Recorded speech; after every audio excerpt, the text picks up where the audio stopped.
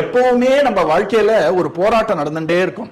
என்ன போராட்டம்னா, காலம் நம்மள சோதிப்பதும் பகவான் நம்மள காக்குவதுமாகிய ஒரு போராட்டம். காலத்தை பகவான் கூட தலையிட மாட்டான். அவனுடைய ஒரு காலம்ன்ற ஒரு சக்தியை அவன் நடுவுல பூந்து இதை மாத்தினான்னு வச்சுக்கோங்க, பெரிய குளறுபடி வந்துடும். அதனால காலத்தை ஒரு பக்கம் ஓட்டி விடுவான். பக்தி பண்ணோம், நாமா சொன்னோம்னா தான் அனுகிரகத்தை கூடயே இருந்து காப்பாத்துவான். இப்ப பொதுவா எல்லாருக்கும் என்ன ஒரு டவுட் வரும் அப்படின்னா, ஒரு சத்சங்கம்னு வந்த அப்புறம் சில பேர் கஷ்டம் வரும். கஷ்டம் வரும்போது என்ன தோணும் அவர்களுக்கு எல்லாம், சத்சங்கத்துக்கு வந்த அப்புறம் எனக்கு கஷ்டம் வந்ததுப்பா அப்படின்னு சொல்லும். இது காலத்துடைய கேடு. ஆனா நம்ம குருநாதர் சொல்றார், உனக்கு கஷ்டம் வர போறதுன்னு தெரியறது பகவானோட ஒரு அம்சம் தானே காலம், அவனுடைய சக்தி தானே காலம்.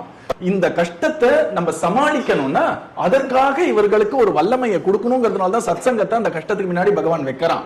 சத்சங்கத்தினால கஷ்டம் வரல, கஷ்டம் வரப்போறதுங்கிறதுனால சத்சங்கத்தை முன்னாடி கொடுக்கறான்.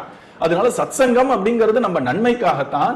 ஆனா இந்த காலம் என்ன பண்ணும், தவறான செய்திகளை உள்ள கத்திட்டே இருக்கும். இந்த காலம் நம்ம தான் புரிஞ்சுக்கணும், சத்சங்கமோ குருவுடைய ஒரு சத்சங்கம் நமக்கு நன்மைக்காக மட்டுமே. ஏன்னா ரொம்ப புண்ணியம் பண்ணாதான் அந்த மாதிரி சத்சங்கம்லாம் கிடைக்கும்.